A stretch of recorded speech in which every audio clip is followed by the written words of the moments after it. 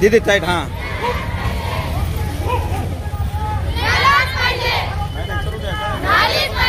इकडे इकडे इकडे इकडे मॅडमला सांगा मॅडम करतात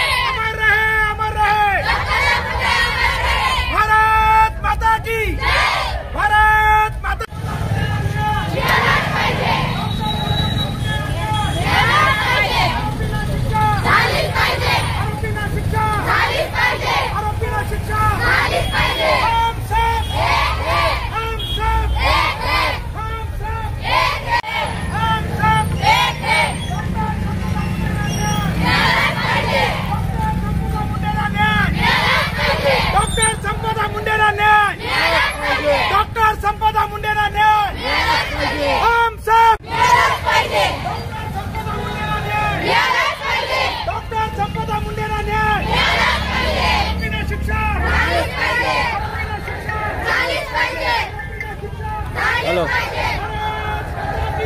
मोर्चे थे जरा मोर्चे थे कैंडल मार्च ये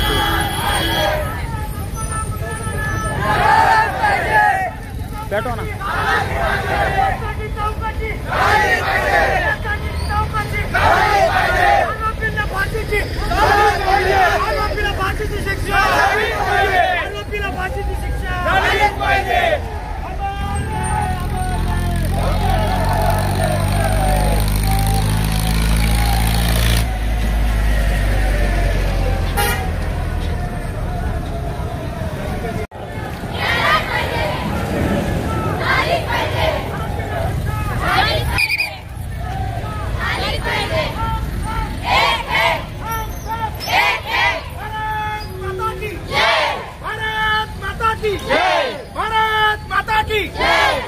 थोड़ा घोषणा जोरात बिल्कुल भारत माता की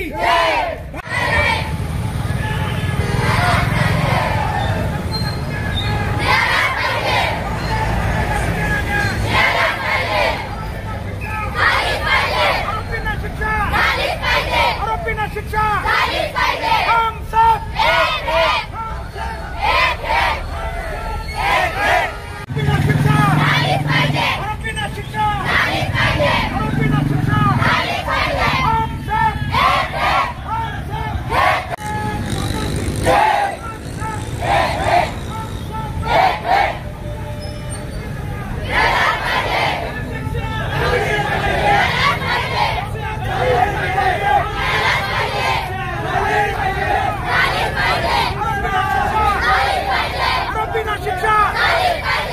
या बीड जिल्ह्याची कन्या वैद्यकीय अधिकारी डॉक्टर संपदा मुंडे यांचा मृत्यू झाला आणि हा मृत्यू आत्महत्या की हत्या या संभ्रमात आज आम्ही आहोत।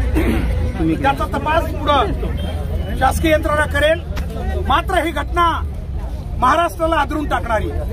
आपल्या सगळ्याला माहिती आहे सामान्य घरातली मुलगी किंवा मुलगा जेव्हा डॉक्टर बनतो MBBS ते बी तेव्हा त्या आई वडिलांना किती कष्ट लागतात हे कुणाला इथं सांगायची गरज नाही।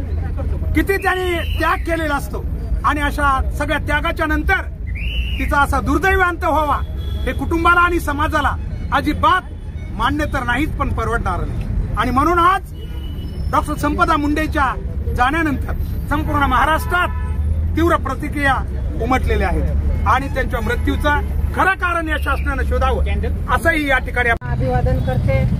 आज या ठिकाणी अशा पद्धतीचा कॅन्डल मार्च काढण्याची गरज भासू नये असं वाटत होतं। ह्या भारत देशामध्ये जी संविधानावर लोकशाही चालते त्या लोकशाही माध्यमाची ही प्रचंड हार आहे। म्हणजे मुलगी गर्भामध्ये असेल घंटा लागतंय अहो आणि ह्या पोरीला जर आत्महत्या करायची वेळ येत असेल आणि कायद्याचे रक्षक जर भक्षक ठरत असतील तर त्यांना चपलाने त्यांचा सत्कार करायला पाहिजे। आमच्या ताब्यात द्यायला पाहिजे शासनाने त्यांना। आम्ही रस्त्यावर तुडवून मारण्याची ताकद आमच्यामध्ये आहे। कायद्याचे रक्षकच आम्ही। स्वर्गीय संपदाताई मुंडे यांच्या या प्रकरणाबद्दल आपण सर्वजणांनी सहानुभूतीपूर्वक आरोपींना शिक्षा व्हावी यासाठी जो निषेध मोर्चा काढलेला आहे, कॅन्डल मोर्चा काढलेला आहे, प्रथमतः तिच्या कुटुंबियाच्या वतीने आणि सर्व बीड जिल्हावासियांच्या वतीने आपले हार्दिक आभार मानतो. आभार ह्याच्यासाठी की माणसाच्या संवेदना ह्या मेलेल्या आहेत. जो मार्च काढून सर आपल्याला भागणार नाही, कारण आज संपदाचा ज्या पद्धतीनं अंत झाला, कारण MBBS व्हायला काय लागतंय हे खूप जवळून पाहिलेलं आहे. त्याच्यामुळं MBBS करणं म्हणजे साधी गोष्ट नाही, एका लोखंडाची चणे चाबल्यासारखं आहे.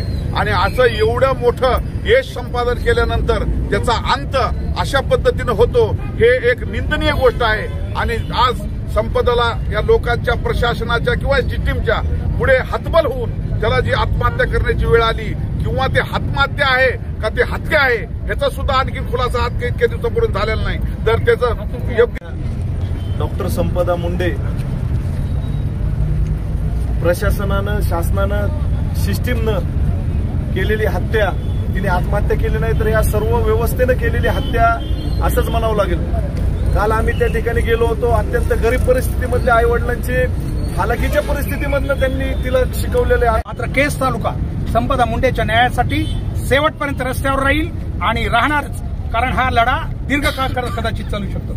यानंतर मी भगवानराव केदार यांना आणि आपली सर्वांची भगिनी डॉक्टर संपदाताई मुंडे यांची जी काल 2 दिवसापूर्वी जी घटना फलटणमध्ये घडली आणि फेसबुक, व्हॉट्सअपवर सर्वांना ही बातमी ज्यावेळेस कळाली त्यावेळेस माझ्या माहितीस तो आपल्या बीड जिल्ह्यात नाही तर महाराष्ट्रातल्या प्रत्येक माता भगिनी असतील किंवा तरुण वर्ग डिपार्टमेंटचे लोक असतील किंवा आरोग्य विभागातील लोक असतील किंवा ज्या वेळेस तिला ज्या घटनेमध्ये मानसिक त्रास दिला आणि ह्याला कंटाळून तिनं जी आत्महत्या केली, ही जे व्हायरल बातमी केली ही चुकीची आहे असं माझं मत आहे.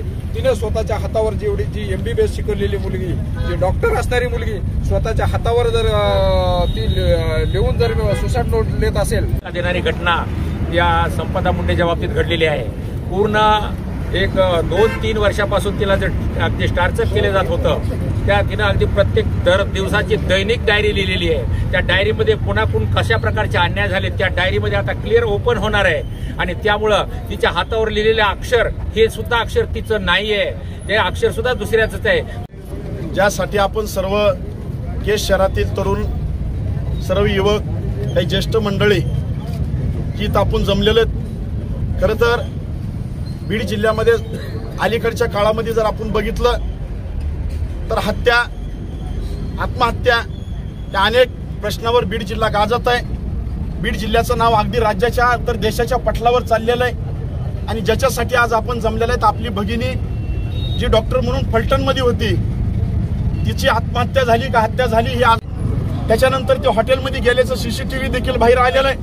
आणि मग या सगळ्या परिस्थितीमध्ये या परिस्थितीला हे जे काही राज्यकर्ते जबाबदार आहेत, मग ते कुठल्या जाती धर्मातले असोत, हे मानवतावादी नाहीयेत, हे मानवतेचे भक्षक आहेत.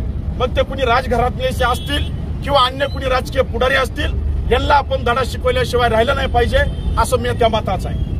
तीच मागणी करतोय. त्याच्यानंतर जे कोर्टामध्ये खटला चालवला जाणार आहे तो खटला बीडच्या कोर्टामध्ये चालविण्यात यावा.